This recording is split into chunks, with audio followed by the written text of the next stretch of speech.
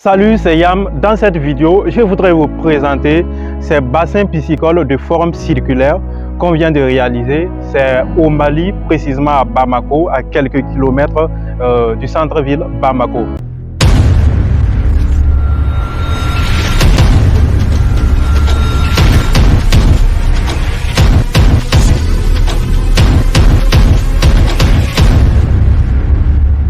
Donc, ce sont des bassins de forme circulaire.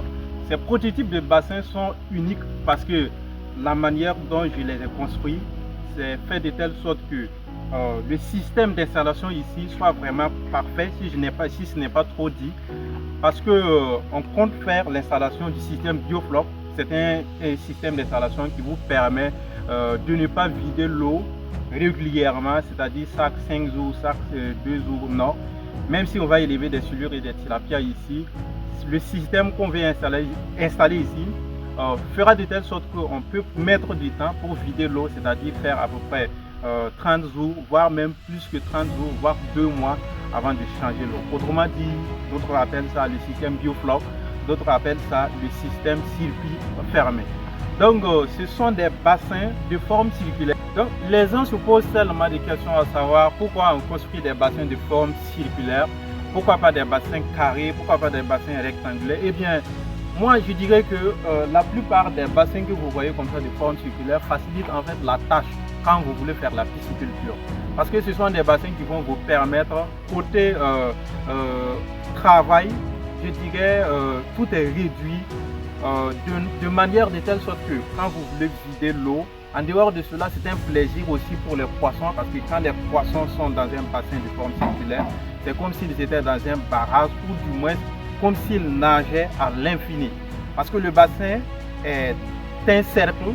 En ce moment, du moment où le bassin est rempli, le poisson est là et le poisson n'a pas l'intention en fait d'être bloqué par les rectangles de forme comme par exemple les bassins rectangulaires ou carrés.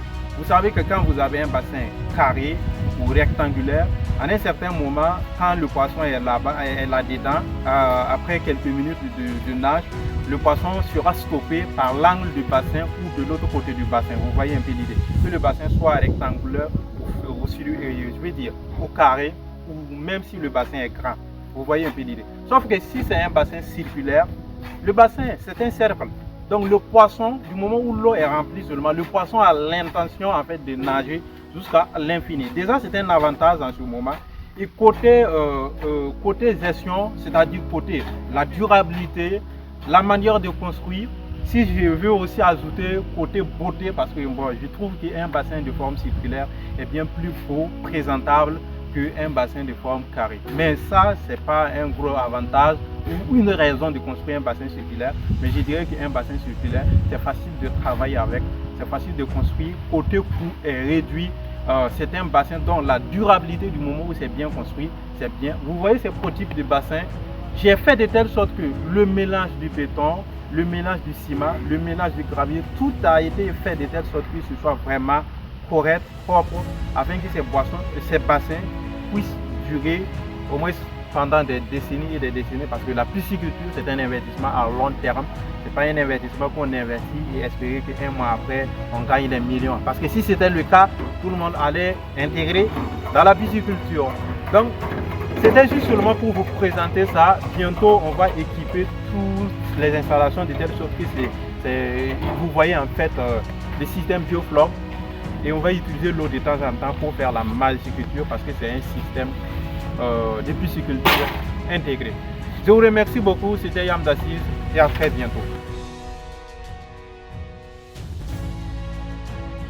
Je n'ai jamais fait quelque chose que je ne voulais pas faire. Je n'ai pas fait un théâtre que je n'aimais pas. Je n'ai pas travaillé pour l'argent, mais j'ai aimé gagner de l'argent. La différence, elle est là. C'est-à-dire que je ne vais pas travailler pour de l'argent. Mais je ne travaillerai pas pour rien, sauf quand c'est une œuvre de bienfaisance, bien sûr. J'apprends toujours quelque chose, je suis toujours en train d'apprendre quelque chose. Je ne me suis jamais endormi un soir de ma vie sans apprendre quelque chose.